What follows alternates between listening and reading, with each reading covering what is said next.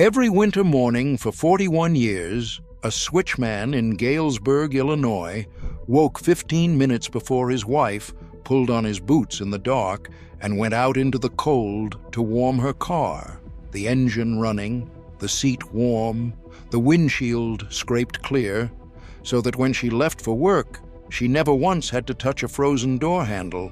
He never mentioned it. She thought the mornings were simply milder on her side of the driveway. She only learned the truth after he was gone, when a neighbor told her he had watched the man out there every dawn, in every storm, breathing into his cupped hands. He did not say the word love often. He had 100 quieter ways of saying it, and she felt every one. But the gesture that made her feel most loved, the smallest thing he ever did, the one she named to her granddaughter 50 years on, is number one on this list. He was not unusual. In that generation, there was a man like him in half the houses on the block. Men who were not good with words, who never wrote a poem or said much at all, and who loved their wives instead in a language of small, unshowy acts. The warmed car, the refilled cup, the chair pulled closer to the fire. They did not call it romance. They would have been embarrassed by the word. They thought they were just doing what a husband did. Then we decided love had to be loud to be real, that if it did not post, announce, and declare itself, it did not count. We traded 1,000 quiet gestures for one grand one a year, and we cannot understand why so many of us feel unloved in houses full of people. The quiet men knew something we forgot. Love is not what you say, it is what you do when no one is watching. Number 19. He did for 30 years without her ever once noticing, until the day she did, and wept. Number 14 sounds like nothing and was everything, and no woman today can remember the last time a man did it for her. And number 1, the smallest gesture in this entire list, the one the Galesburg switchman's wife named above every other, the reason she said she never doubted for 41 years that she was loved, takes 1 second and not a single word. Stay with them. These were not grand gestures. They were the opposite of grand. They were the small, wordless things a man did over and over until the doing of them was the whole shape of his love, proof offered daily and asked for never. That is the difference between a woman who is told she is loved and a woman who knows it in her bones. Every gesture on this list, the Galesburg switchman made without being asked.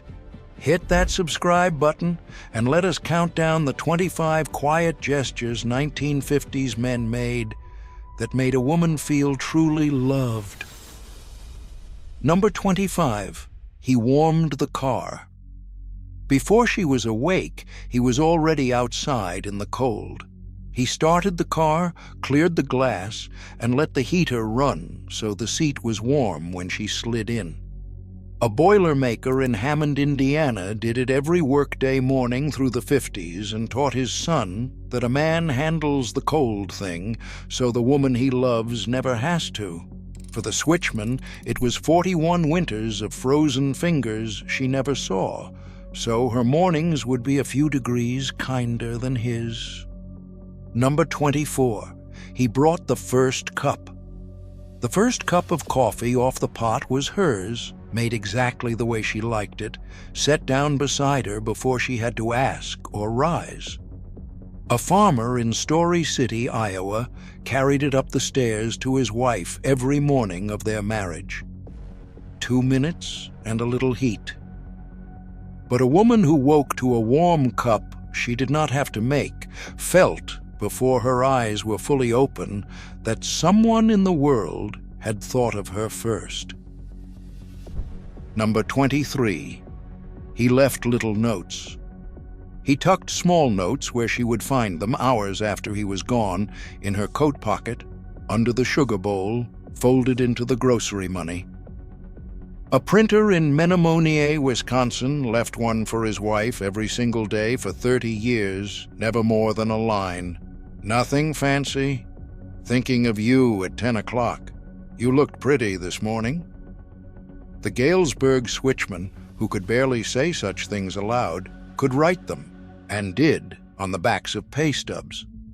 A woman who found a man's handwriting in an unexpected pocket felt reached for across the whole day. Number 22. He was the last one to bed.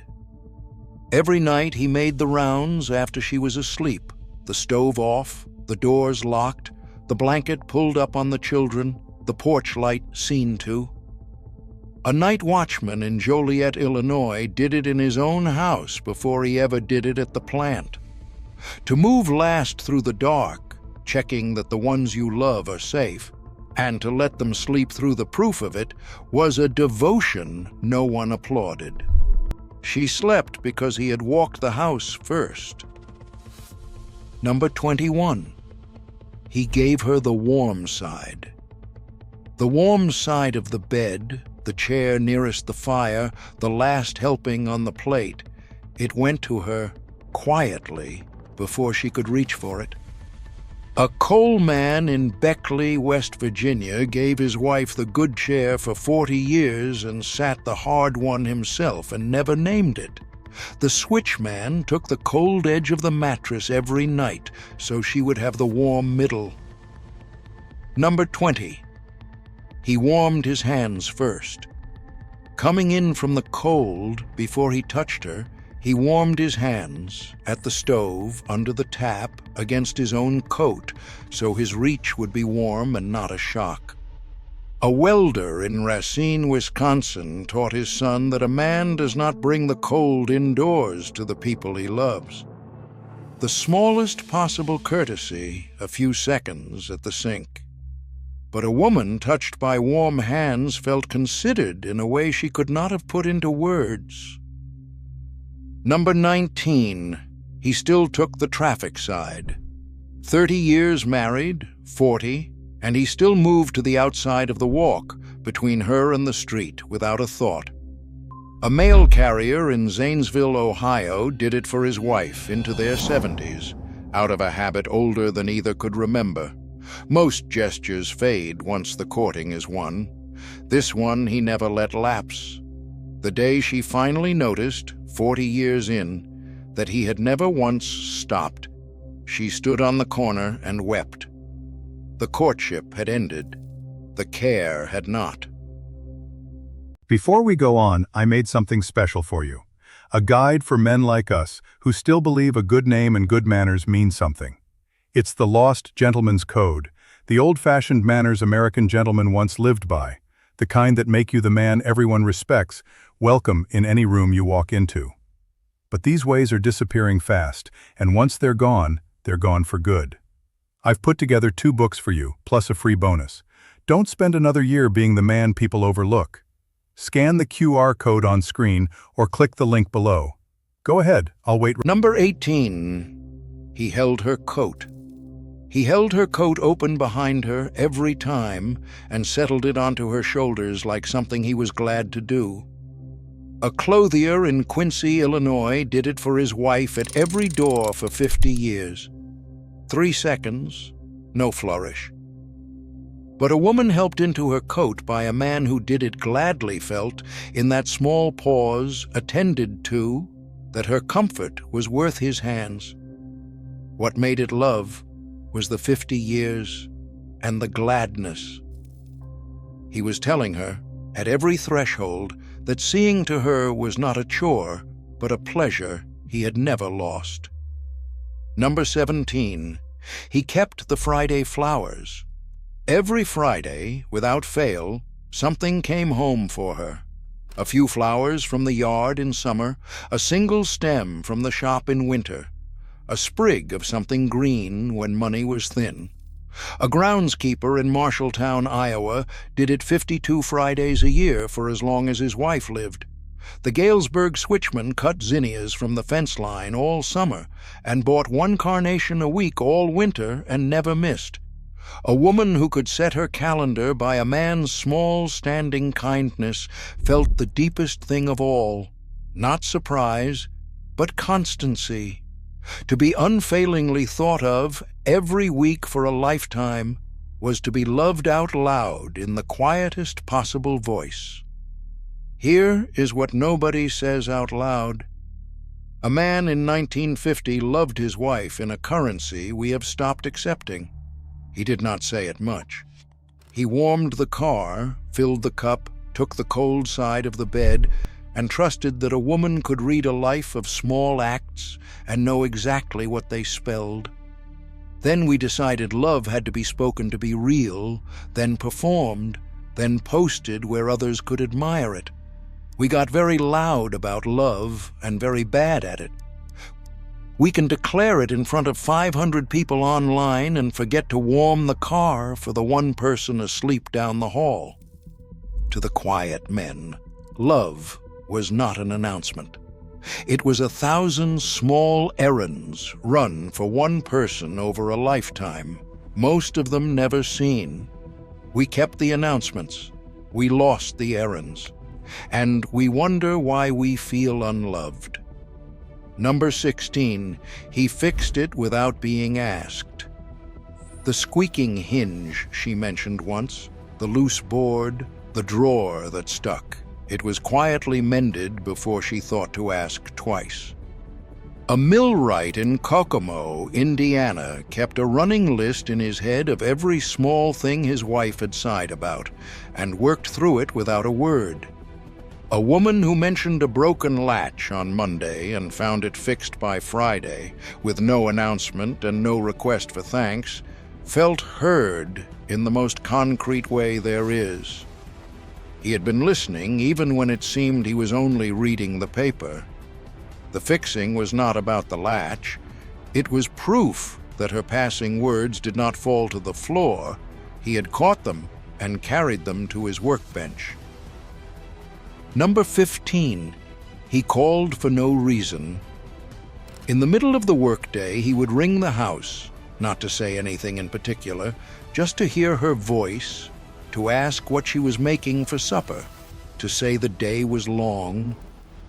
A shop foreman in Rock Island, Illinois, telephoned his wife every noon for 25 years. The Galesburg switchman used the yard phone on his break, though the other men ribbed him for it because the sound of her saying hello set the second half of his day right. A woman telephoned for no reason, but the wanting of her voice understood she was not merely remembered when needed. Number 14, he never had to ask. He knew how she took her coffee, which side of the bed, how she liked her eggs, the songs that made her cry, and he never had to ask because he had been paying attention for years. A short-order cook in Hannibal, Missouri made his wife's eggs the same way for a lifetime without once being reminded. The Galesburg switchman knew she took 2 sugars, hated the crust, and always got cold at the left window, and arranged 100 small things around it. To be studied that closely and for so long was its own quiet declaration. You have been worth my attention every single day. Number 13, he reached for her hand. In the car, in church, on the porch, his hand found hers without either of them thinking about it, a small anchor set down a dozen times a day. A bus driver in Ottumwa, Iowa, held his wife's hand at every red light for 30 years and never thought it worth remarking. But a woman whose hand was reached for again and again across a lifetime of ordinary moments felt continuously chosen, not on the big days, but on the endless small ones. Number 12, he did the cold early chore. The frozen pump, the coal scuttle, the first trip into the dark yard. He did it himself so she could stay in the warm bed a little longer. A dairyman in Waupaca, Wisconsin, rose at 4 so his wife could rise at 6. The switchman banked the furnace and lit the kitchen stove before he left, so the house she woke to was already warm. He took the harder, colder end of every morning and left her the softer one. There was no note attached. The warm kitchen was the whole letter. Number 11, he kept her picture at work. He carried her photograph in his wallet, or tacked it inside his locker, or wedged it above the workbench where he could see it through the day. A machinist in Moline, Illinois, kept his wife's picture by his lathe for 40 years, curled and grease-marked and precious. A woman does not always see this one. It happens miles away, in a place she never goes. But to be the face a man chose to keep in front of him through the long grind of his working hours was to be at the center of a life she could not even watch. He looked at her all day, even when she was nowhere near. Number 10, he never embarrassed her. When she misspoke or spilled or forgot a name in company, he covered it so smoothly no one saw. A quiet word, a turned subject, a hand at her elbow. A druggist in Galena, Illinois, protected his wife's dignity in every room they entered for a lifetime. The Galesburg switchman would sooner have bitten through his tongue than let a stranger see his wife embarrassed. A woman who knew, bone deep, that her husband would always guard her in public relaxed in a way she never could otherwise. Here is the part of their story we skipped.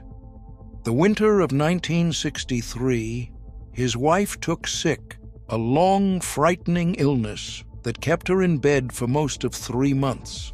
The switchman was not a man who could say the tender things out loud. He never had been, so he said them the only way he knew. He warmed the car she was too weak to drive and cleared the snow off it anyway, out of pure habit. He brought the first cup up the stairs and sat on the edge of the bed while she drank it. He worked his shift, telephoned at noon, came home and made the supper he could barely cook, left the notes, and warmed his hands at the register before he touched her forehead for fever. He never once said he was afraid. He just did every small thing, every day, until she was well. And years later she told their granddaughter she had never felt so completely held as she did that winter, by a man who hardly said a word. It was not the words. It was that the errands never stopped. And the smallest of them, the one she loved most, is still coming. It is number 1. Number 9, he warmed her cold feet. When her cold feet found him under the blankets, he did not flinch away. He let her tuck them against him and warmed them without a word of complaint. A rail fireman in Grand Island, Nebraska, did it for his wife every winter night of their marriage. It is nearly nothing, a man simply not minding the cold feet of the woman he loves. But a woman who could bring her cold feet to a man and be met with warmth instead of a grumble felt accepted at the most ordinary, unglamorous level there is. Love is often just this, letting someone bring you their cold feet and staying warm for them.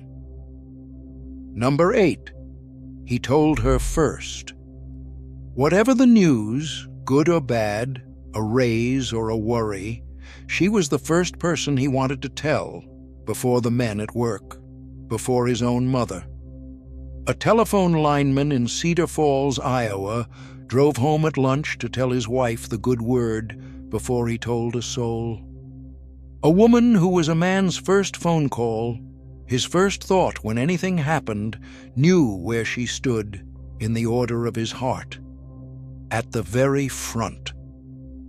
To be told first was to be told, "You are the one I share my life with, not just the one I live beside." The news hardly mattered. The turning toward her every time was the whole of it. Number 7, he danced with her in the kitchen. When a song came on the radio while she washed the dishes, he would take the towel from her hands and turn her once around the kitchen floor, no occasion needed. A factory hand in Kenosha, Wisconsin danced his wife around the linoleum for 40 years whenever the right song played. The Galesburg switchman was a clumsy dancer and did it anyway, grinning, because the look on her face was worth the foolishness. A woman pulled into a slow turn in her own kitchen, dish suds still on her hands, felt young and chosen in the middle of the most ordinary evening of her life. Joy, offered for no reason, is one of the purest ways to say you are loved. Number 6. He remembered the small anniversaries. Not just the wedding date, the anniversary of the night they met, the song from their first dance, the diner where he proposed. A jeweler in Springfield, Illinois marked the private dates no one else would ever know for his wife every year. He would say, out of nowhere, on an ordinary Tuesday, 20 years ago tonight I first saw you across that hall, the big anniversary anyone could recall. To hold the little ones, the ones that mattered only to the two of them, was to say, our story is worth memorizing. Number 5. He put the paper down.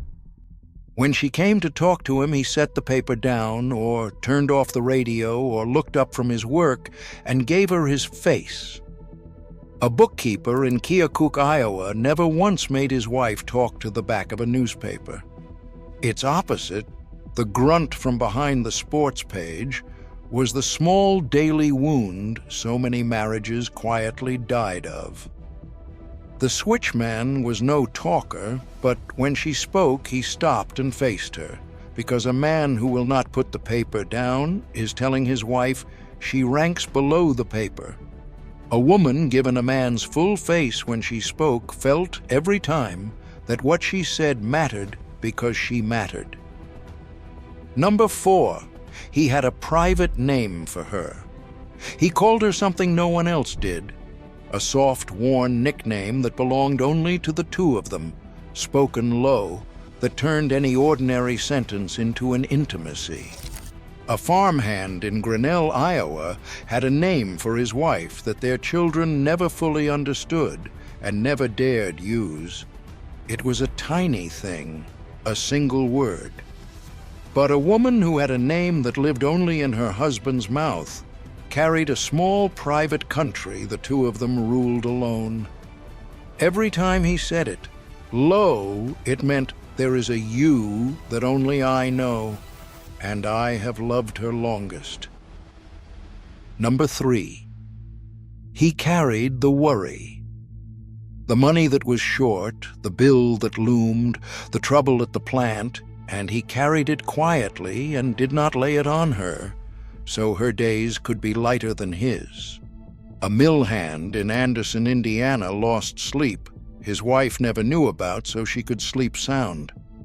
The Galesburg switchman sat up at the kitchen table some nights with the bills spread out and worry on his face, and by morning had folded it all away, so she woke to a calm man and a normal day. This was the deepest gesture of them all, to bear the heavy thing alone, out of love, and let her carry only the light. He did not spare her because she was weak. He spared her because sparing her was how he loved her. Number 2. He kept the small promises. The thing he said he would do, he did. The shelf he promised to build, the visit he swore they would make, the Saturday he said was hers. A bricklayer in Peoria, Illinois, never once broke his small word to his wife in 50 years. The big vows anyone can make at an altar with everyone watching. It was the little promises, kept without witness, that built the thing between them. The switchman kept every one until she stopped wondering whether he would, because he always had. Trust was not a feeling he asked her for. It was a house he built, one kept promise at a time. Number 1. He looked up every time she walked in. He looked up. That is all, For 41 years, whenever she walked into a room, he lifted his eyes from whatever he was doing and looked at her for just a moment, but every single time, without fail, not a word. Just his face turning toward her the way a plant turns to a window. When their granddaughter asked the old woman, years after he was gone, how she had known for certain she was loved, that is the gesture she named. Not the flowers, not the notes, not the warmed cars in 41 winters. She said, "Every time I came into a room, he looked up." Right to the end, in the hospital, when he could barely lift his head, he looked up when I came in. Every other gesture on this list was only this one wearing work clothes. The warmed car was him looking up before dawn. The kept promise was him looking up across the years. To lift your eyes gladly every time the person you love enters the room for a lifetime, that is the whole of it. It is the smallest thing a man can do, and the one proof of love that never once lies. That is the thing no man would think to do today, not the grand gesture. This. None of these 25 gestures required money or eloquence or a single grand occasion. They required a man who had decided, quietly and for good, that one woman's ordinary days were worth the trouble of his attention.